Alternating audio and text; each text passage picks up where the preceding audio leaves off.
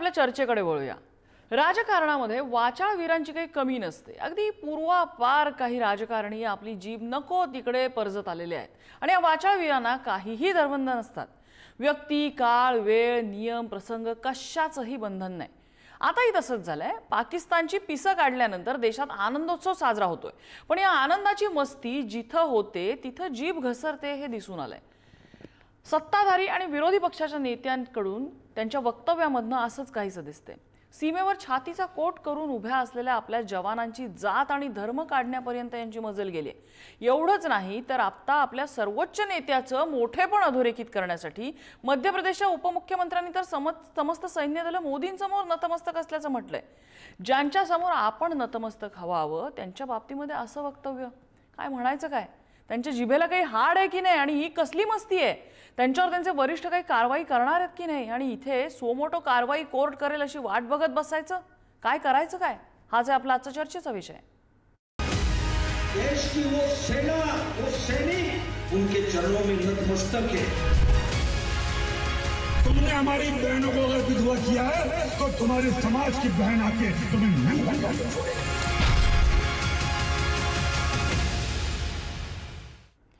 आणि यासोबत याच संदर्भात आपल्यासोबत चर्चेमध्ये सहभागी होणार काँग्रेसचे प्रवक्ते हनुमंत पवार, भाजपचे सहमुख्य प्रवक्ते अजित चव्हाण आपल्यासोबत आहेत आणि पुढारीच्या पुणे आवृत्तीचे निवासी संपादक सुनील माळी सर आपल्यासोबत चर्चेत सहभागी होतात। सुरुवातीला ही काय मुक्ताफळं उधळण्यात आले आणि कुणाकडनं आपण एक झलक बघूया। जिन माताओं के सिंदूर को मिटाने का काम जिन लोगों ने किया, जिन आतंकवादियों ने किया और जिन आतंकवादियों को जिनने पाला, जो पाल रहे हैं, उनको नेस्त नाबूद नहीं कर देंगे तब तक चैन की सांस नहीं लेंगे। और यशस्वी प्रधानमंत्री जी को हम धन्यवाद देना चाहेंगे। और पूरा देश की वो सेना, वो सैनिक उनके चरणों में नतमस्तक है। उनके चरणों में पूरा देश नतमस्तक है। उन्होंने जो जवाब दिया है उसकी जितनी सराहना की जाए, जितना कहा जाए, एक बार उनके लिए जोरदार ताली बजा सकते। जिन्होंने हमारी बेटियों के सिंदूर उजाड़े थे वही कटे पिटे लोगों को हमने उन्हीं की बहन भेज करके उनकी ऐसी तीसरी करवाई। एक बार मोदी जी के लिए जोरदार ताली बजाए। उन्होंने कपड़े उतार के हमारे हिंदुओं को मारा और मोदी जी ने उनकी बहन को उनकी ऐसी की तेजी करने हमारे जात से उनके घर। अब मोदी जी कपड़े तो उतार नहीं सकते थे, इसलिए उनके समाज की बहन को भेजा कि तुमने हमारी बहनों को अगर विधवा किया है तो तुम्हारे समाज की बहन आके तुम्हें नंगा करके छोड़ेगी। तुम्हारी जाति की समाज की बहनों को पाकिस्तान भेज कर कोई ले सकता है? और उन्होंने कहा था, मैं आपको बता दूं कि दिव्या सिंह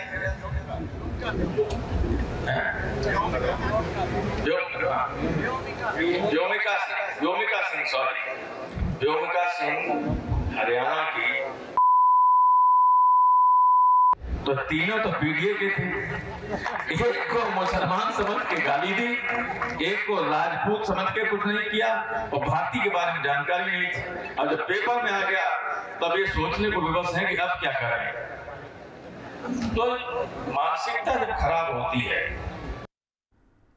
या संदर्भात आपल्याला बोलायचंय, मी विरोधकांकडे येणारच आहे। मात्र अजित चव्हाण, तुमच्या पक्षाचे मंत्री, एका राज्याचे उपमुख्यमंत्री, इतक्या जबाबदार पदावर असलेल्या माणसांनी अशी विधानं करावी?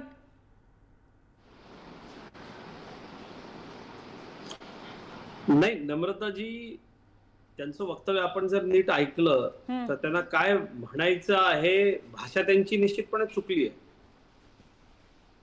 ज्या पद्धतीनं मंत्र्यांनी जबाबदारीनं बोललं पाहिजे, निश्चित त्यांना पक्षाकडूनही समज देण्यात आलेली आहे, परंतु त्यांच्या बोलण्याचा जो आशय आहे तो याच्यामध्ये आपण लक्षात घेतला पाहिजे।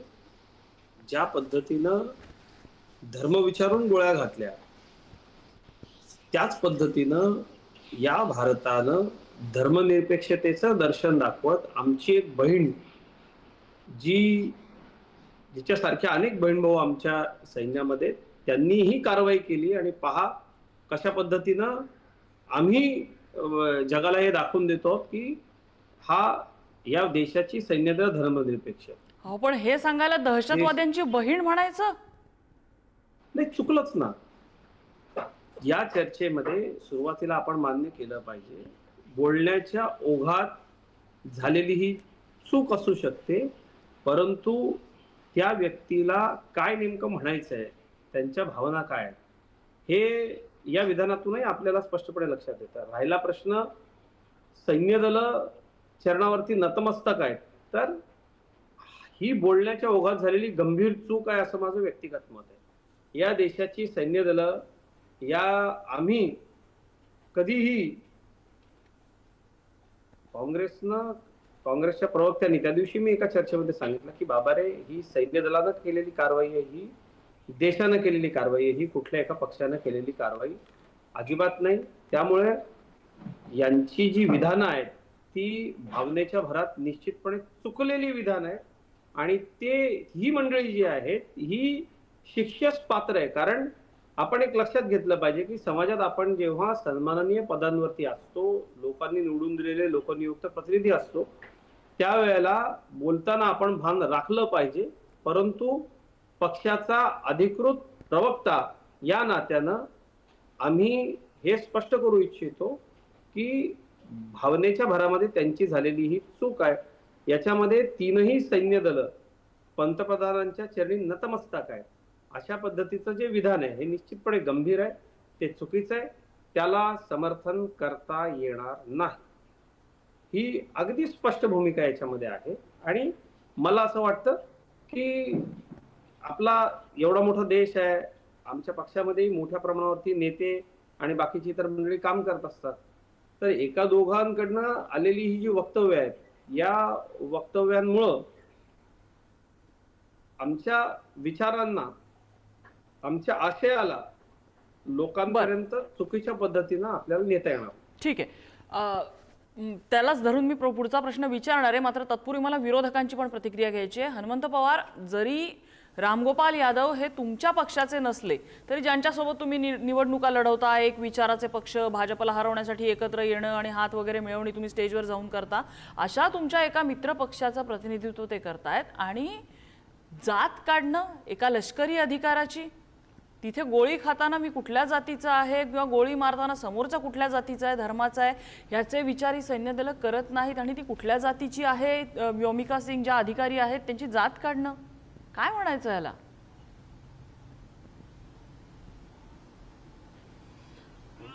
खरं म्हणजे मी पुढारी वाहिनीचे मी आभार मानेन की ही जी अशी वक्तव्य करणारी जी सगळी ही अर्वाच्य बोलणारी मंडळी, अश्लाघ्य बोलणारी मंडळी आहेत, असभ्य बोलणारी मंडळी आहेत, त्यांचे वाभाडे तुम्ही चॅनलच्या माध्यमातून काढताय, पत्रकारितेच्या कर्तव्याला तुम्ही जागताय.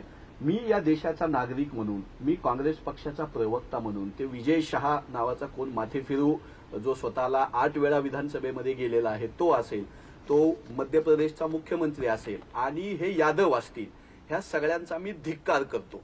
आता आमचे सहकारी भारतीय जनता पक्षाचे प्रवक्ते त्यांनी मला ना हनुमंत पवार इथंच मला तुमची बेसिक हिपोक्रेसी मी म्हणेन अशासाठी की मध्य प्रदेशचा तो माथे फिरू मुख्यमंत्री किंवा मध्य प्रदेशचा तो माथे फिरू मंत्री आणि जिथे विरोधकांचं येतं तिथे ते हे यादव असतील, त्यांना मात्र आदरार्थी. बेसिक हिपोक्रेसी आहे ही. मला माफ करा, मी यादवांचा पण उल्लेख तसाच करायला पाहिजे होता. मी तुमची जाहीर माफी मागतो. यादव असेल, तो शहा असेल की तो देवडा असेल, हे तिघं बेलगामान बोललेले आहेत. भारतीय सैन्य असेल, भारतीय सैन्यातल्या स्त्रिया असतील आणि भारतातली एकात्मता, धर्मनिरपेक्षता असेल, याला नख लावायचं पाप आणि काम या लोकांनी केलंय. भारतीय जनता पक्ष सत्तेत आहे, ते मंत्री आहेत, एक उपमुख्यमंत्री आहेत. सत्ताधारी पक्षानं त्यांच्यावर काय कारवाई केली हे देशासमोर येऊन सांगावं, म्हणजे त्यांच्या प्रामाणिकपणाबद्दल आमच्या मनात शंका राहणार नाही. व्योमिका सिंग असेल की आमच्या कुरेशीताई असतील की सगळी सैन्य दल असतील, तो देशाचा अभिमान आहे. पक्ष, निवडणुका, चिन्ह, आरोप प्रत्यारोप, राजकारण ही वेगळी गोष्ट आहे. पण देशाच्या प्रतीकावर, देशाच्या सैन्यावर, सशस्त्र सेना दलावर ज्यांची ओळख सेक्युलरिझम हीच आहे, धर्मनिरपेक्षता हीच आमच्या सैन्याची ओळख आहे, पाकिस्तानमधला आणि भारतामधला आमचा मूलभूत तोच फरक आहे. पण सतत जातीचं आणि धर्माचं राजकारण करणारी मंडळी युद्धामध्ये सुद्धा सैन्याला जात आणि धर्म जोडतायत. आतंकियों की बहीण, दहशतवाद्यांची बहीण असं म्हणतायत. हे तीव्र धिक्कार करण्याचं आणि निषेधार्ह आहे. माझ्या काँग्रेस पक्षाच्या वतीनं मी या तिघांचा धिक्कार करतो. माळी सर, ही विधानं आणि आता ह्या दोन्ही पक्षांकडनं आलेली वक्तव्य काय म्हणाल? नाही, 2-3 मुद्दे मांडायचे. सगळ्यात सुरुवातीला नम्रता, सुरुवातीला तू जे सांगितलं तो सगळ्यात गंभीर प्रकार म्हणजे आता तू जी म्हटली हिपोक्रसी, बरोबर आहे. सर्व पक्षाचे वाचाळवीर आहेत, त्यांचा आपण समाचार घेऊच यात पुढच्या या 2 टप्प्यापैकी दुसऱ्या टप्प्यात. पहिल्यांदा मला सगळ्यात महत्वाचं काय विचारायचं आहे, विजय शहा नावाचा मंत्री, हे मंत्री मध्य प्रदेशचे माननीय मंत्री आहेत आणि त्यांनी आता केलेलं विधान इतकं गंभीर आहे की कधी हे गंभीर आहे की आता धर्म विचारून ज्यावेळी हत्या केली त्यावेळेला पाकिस्तानची एक अशी अपेक्षा होती आणि ती अपेक्षा इथं फलद्रूप झालेली दिसत नाही आपल्याला. त्यांनी ज्या अपेक्षेने इथं पहलगाममध्ये हल्ला केला ती अपेक्षा अशी होती की हिंदू आणि मुस्लिम या 2 धर्मामध्ये तेढ निर्माण होईल, हे यांचे दंगे पेटतील. प्रत्यक्षात आपल्याला काय दिसतं? प्रत्यक्षात आपल्याला दिसतं असं की सगळा देश एक झाला. प्रत्यक्षात असं आपल्याला दिसलं की दिल्लीच्या जामा मशिदीसमोर निषेधाचे मोर्चे काढण्यात आले. प्रत्यक्षात आपल्याला असं दिसतं की पुण्याच्या हिलाल समितीने त्याचा विरोध केला. प्रत्यक्षात आपल्याला दिसतं की श्रीनगरमध्ये बंद पाळण्यात आला आणि सर्व देश, सर्व जाती धर्म एक होऊन देशाच्या एकात्मतेचं प्रतीक आणि हा देश एक आहे असं जगापुढं ज्यावेळेस दिसत होतं त्यावेळेला या नतद्रष्ट मंत्र्यांनी काय सांगितलं, त्यांनी त्या कुरेशींची जात काढली, कुरेशींचा धर्म काढला आणि या धर्म काढल्यामुळं जगापुढं आपली प्रतिमा काय निर्माण होते.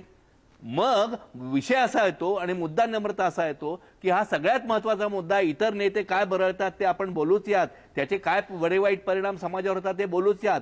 हा देशाच्या प्रतिमेवर हल्ला आहे, देशाच्या प्रतिमेची हल्ला आहे. आणि मुद्दा आता असा की आता भारतीय जनता पक्षाचे प्रतिनिधी जे आहेत त्यांनी आता सांगितलं की आमचा विरोध आहे की माझी व्यक्तिशा माझी अमुक आहे. पक्षप्रवक्ता म्हणून मी सांगतो, मला विचारायचंय त्यांना सुद्धा की त्या भारतीय जनता पक्षाने आता धुरळा कार्यक्रमात तुम्ही हे पक्षाला विचारल्यानंतर तुम्ही आता सांगताय. माझा प्रश्न असा आहे की भारतीय जनता पक्षानं विजय शहा नावाच्या मंत्र्यांनी ज्यावेळी अशा प्रकारे बडबड केली आणि ती अतिशय अश्लाघ्य बडबड आहे ही केल्यानंतर भारतीय जनता पक्षाने सर्वोच्च पातळीवरून लगेचच झडझडून त्याचा विरोध का केला नाही? तिथं न्यायालयाला काय यावं लागलं, न्यायालयाला सांगावं लागलं यांच्यावर गुन्हा नोंदवा. तर भारतीय म्हणजे तुम्ही आता धुरळा कार्यक्रमात पक्षाची तुम्ही आणि परत सांगताना आता कसं म्हणतात, भावनेच्या भरात बोलून गेले असतील, सांगताना असं म्हणतात त्यांनी धर्म विचारून मारलं, म्हणजे परत सांगताना सुद्धा आणि इथं सुद्धा म्हणजे या कार्यक्रमात सुद्धा बोलतानाही आपण त्यांचे भावनेच्या भरात आहेत आणि ती परिस्थिती तशी होती असं परत सांगतो आहोत आणि नंतर आपण दिलगिरी व्यक्त करतो. पक्षाने न्यायालयाने ज्या वेळेला बजावलं किंवा इशारा दिला किंवा न्यायालयाने सांगितलं त्यानंतर FIR दाखल झालेली आहे. सर्वोच्च पातळीवरून याचा विरोध का केला नाही, याचा विरोध का केला नाही हा पहिला प्रश्न आहे. अजित चव्हाण, माझा हाच प्रश्न आहे. प्रत्येक जण म्हणजे अगदी विरोधकांचं मी आता तुमच्या समोर नाव घेणार नाही कारण तुमच्याच पक्षामध्ये असे अनेक जण आहेत, नाव घेतात सोफिया कुरेशी. काय सोफिया कुरेशी? लोकांना त्यांचं आडनाव कुरेशी दिसतं, त्यांच्या नावापुढे असलेलं कर्नल दिसत नाही. त्या सोफिया कुरेशी नाही आहेत, त्या colonel Sofia Qureshi Indian army आहेत. हे का विसरतो आपण? नाही नम्रताजी, कुठं आम्ही विसरलो? आणि मला माळी सरांना सांगायचं आहे, सर तातडीनं संबंधित व्यक्तीवरती गुन्हा दाखल झाला. मी आता आपल्या चॅनलला येण्यापूर्वी सकाळपासून 3 चॅनलवरती त्यातल्या 2 राष्ट्रीय वृत्तवाहिन्यांवरती न्यायालयाने सांगितल्यानंतर गुन्हा दाखल झालाय. नाही, गुन्हा दाखल झाला हा महत्वाचा विषय आहे. त्याच्यामध्ये सुमोटो ऍक्शन घेऊन पक्षाने, तुमच्या पक्षाने दखल काय घेतली पहिल्यांदा हा प्रश्न आहे. माळी साहेब, माझ्या उत्तराची आपण वाट पहा. मी आपल्याला तेच सांगतोय, आपण जर आज सकाळपासूनची आमच्या सर्वोच्च नेत्यांची, वरिष्ठ नेत्यांची, आम्ही सर्व जे अधिकृत प्रवक्ते आहोत त्या सगळ्या मंडळींची जर आपण विधानं पाहिली तर निश्चितपणे आपल्याला त्याच्यातनं दिसेल की याला अत्यंत टोकानं विरोध झालेला आहे, अत्यंत टोकानं विरोध झालेला आहे. एखादा व्यक्ती काहीतरी बोलला म्हणून ते पक्षाचं मत आहे असं होईल का? तर अजिबात होणार नाही. आता याच्यामध्ये लोकशाहीमध्ये सर्वोच्च गोष्ट काय झाली पाहिजे, तर त्या व्यक्ती विरोधात कायदेशीर कारवाईला सुरुवात झाली पाहिजे. त्यांच्या विरोधात कायदेशीर कारवाईला सुरुवात झालेली आहे. मी आज वेगवेगळ्या फोरमवरती मुद्दा लक्षात आला, त्यांच्या विरोधात कायदेशीर कारवाई सुरू झालेली आहे, FIR दाखल झालेली आहे, फाईन, हे सगळं समजलं. पक्षाच्या भूमिका म्हणून तुमच्याकडे कुठे बोट दाखवलं जातं ज्या वेळेला त्या व्यक्तीकडून असं वक्तव्य येतं, त्या व्यक्तीचा त्या क्षणाला पक्षाकडनं निषेध होत नाही, त्याच्यावरती सारवासारव केली जाते की भावनेच्या भरात हे वक्तव्य आलेलं असेल आणि ते त्यांना तसं म्हणायचं नव्हतं, असं ज्या वेळेला म्हटलं जातं ना, तिथे पक्षाच्या भूमिकेवरती प्रश्न उपस्थित होतो. त्यांच्यावर पक्षातून साधी निलंबनाची कारवाई होत नाही किंवा शिस्तभंगाची कारवाई होत नाही. काय म्हणायचं याला? हा मोठा ऑफेन्स नाही वाटत? आपल्या एका लष्करी अधिकाऱ्याला दहशतवाद्यांची बहीण म्हणणं कुठल्याही कारणाने असू दे, अशी जीभ घसरतेच कशी त्या वळणावरती? नाही, 8-8, 9-9 वेळा लोकप्रतिनिधी म्हणून निवडून आलेले लोक ज्याला भाषण करत असतात, नम्रताजी आपणही लक्षात घ्या की त्यांच्या राष्ट्रप्रेमाबद्दल, सैन्य दलाच्या प्रेमाबद्दल निश्चितपणे आपल्याला शंका घेता येईल का? तर अजिबात घेता येणार नाही. त्यांच्याकडनं त्या वक्तव्याला, त्यांनी जे वक्तव्य केलं त्या वक्तव्याच्या बाबतीत आमच्या सर्वोच्च नेत्यांपासून आज आपण आता सगळी लेटेस्ट विधानं काढून पहा, प्रत्येकानं निषेधच केलेला आहे. आणि जी या लोकशाहीमध्ये एखाद्या व्यक्तीच्या विरोधात जी कारवाई केली पाहिजे, गुन्हा दाखल झाला ना त्यांच्या विरोधामध्ये, कायदेशीर कारवाई होईल. आणि आपल्यासारख्या प्रबुद्ध लोकांना याचा जो त्रास झालेला आहे त्याबद्दल आम्ही सगळ्यांनी त्याचा विरोधच केला ना. हनुमंत पवार, काय मुद्दा मांडायचा? नम्रताजी, अजित चव्हाण व्यक्तिगतरित्या काय बोलतात ते सुहृदयी प्रवक्ते आहेत, त्यांना वाईट वाटलं मी समजू शकतो, ते या मताचे नाहीयेत हे पण मला माहिती आहे. पण भारतीय जनता पक्षाचं आजवरचा इतिहास बघितला तर अशी वक्तव्य झाल्यानंतर आपल्या महाराष्ट्रामध्ये नितेश राणे किती वेळा जाती धर्माच्या अनुषंगानं बोलले. काल आमदार गोपीचंद पडळकर एका सभेमध्ये किती वाईट बोलले. त्यांच्या सभेमध्ये तो कोण बिश्नोई आहे त्याचे पोस्टर गेले.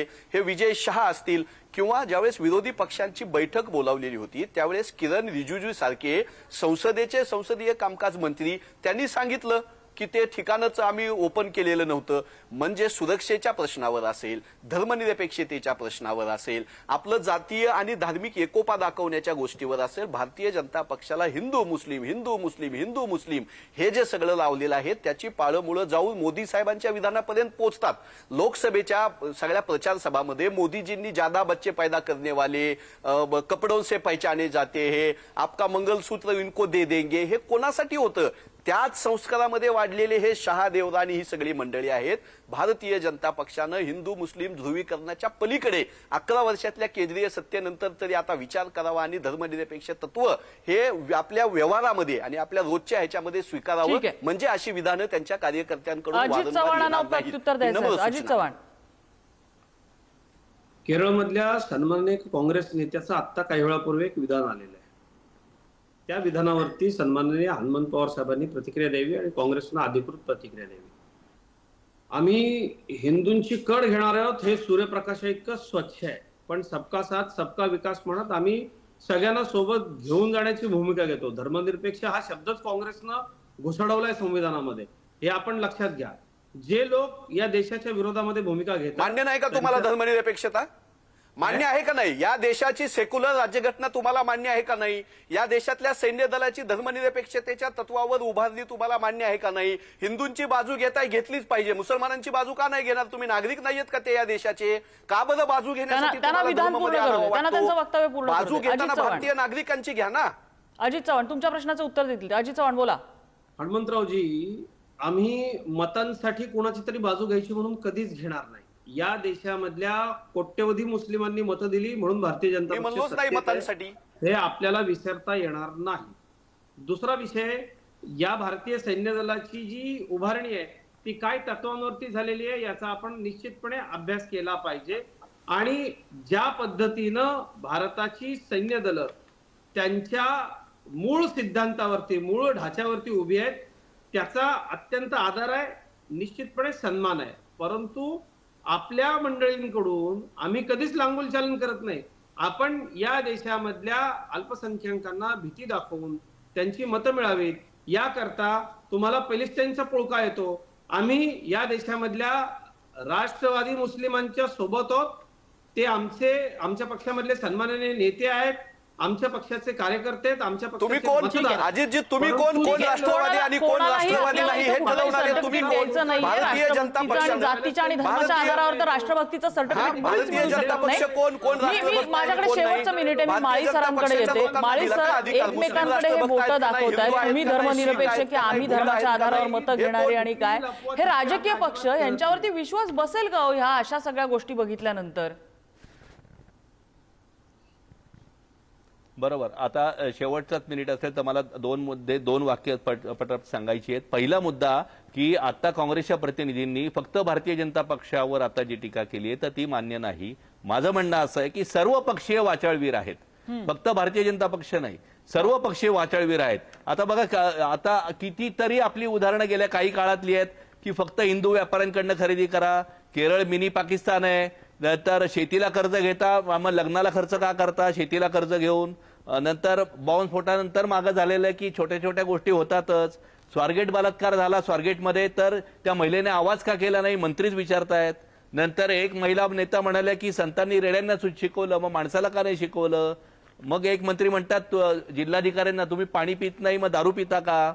नंतर एक नेते म्हणतात की शरद पवारांना कोरोना झालाय, मग राम शिकारी करायचा मग शाकाहारी कसा. एक ना अनेक. मला मुद्दा एवढा मांडायचा आहे की सर्व पक्षांमध्ये असे वाचाळवीर आहेत. मला माझा शेवटचा मुद्दा माझा असा की एक तर त्यांनी सांगितलं, आता भारतीय जनता पक्षाचे प्रतिनिधी असं म्हणतात, प्रवक्ते असं म्हणतात की त्यांचं ते वैयक्तिक विधान होतं. मला काय म्हणायचंय की आपण सत्तेत आहोत, आपण जबाबदारीच्या पदावर आहोत, आपण मंत्री आहोत. मंत्री बोलतात याचा अर्थ सरकार बोलत असतं, मंत्री बोलतात याचा अर्थ राज्याची ती अथॉरिटी बोलत असते, ते संविधानाने दिलेलं पद बोलत असतं. आणि त्यामुळं मंत्र्यांनी बोलताना अतिशय सावधगिरीने, मंत्र्यांनी बोलताना समतोलरित्या, मंत्र्यांनी बोलताना कुठल्याही जाती धर्माला न दुखावता सर्वांना बरोबर घेऊन पुढे जाणारं आपलं नेतृत्व आहे. अशा पद्धतीनं मंत्र्यांनी धीरोदात्तपणाने, मंत्र्यांनी समंजसपणे, मंत्र्यांनी प्रगल्भपणे नेतृत्व करायची गरज असताना इथं मंत्रीपद हातात आल्यानंतर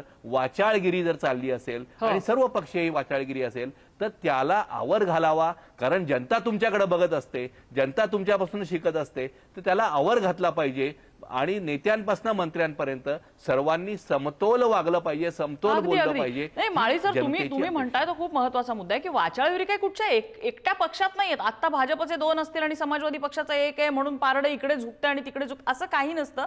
सगळ्या पक्षामध्ये असे वाचाळवीर आहेत, सगळ्या पक्षामध्ये समतोल सोडून बोलणारी माणसं आहेत. पक्ष कुठला वेगळा ठरतो जो असं तोल सोडून बोलणाऱ्या नेत्यांना तिथल्या तिथे त्यांचा तोल दाखवून तिथल्या तिथे जाहीर फटकारण्याची हिंमत जो पक्ष दाखवतो ना, तो पक्ष याच्यामध्ये वेगळा ठरतो. दुर्दैवानं नजीकच्या काळामध्ये असं काही फारसं दिसलेलं नाहीये. अर्थात राजकारण आहे आणि त्यांची गणितं असतात आणि त्यांचे वेगळे अर्थ असतात. अपेक्षा करूया की नजीकच्या काळामध्ये अशा लोकांकडनं किमान आपल्या सैन्य दलांचा अपमान होणार नाही. आणि जर समजा एखाद्याचं चुकीचं वक्तव्य समोर आलंच तर त्याला योग्य वेळी जागा दाखवली जाईल त्या पक्षाकडून, नाहीतर जनता जागा दाखवेल हे विसरायला नको. या चर्चेसाठी सगळ्या मान्यवरांनी वेळ दिला, सगळ्यांचे आभार. आजचा धुरळा इथेच थांबलेला आहे.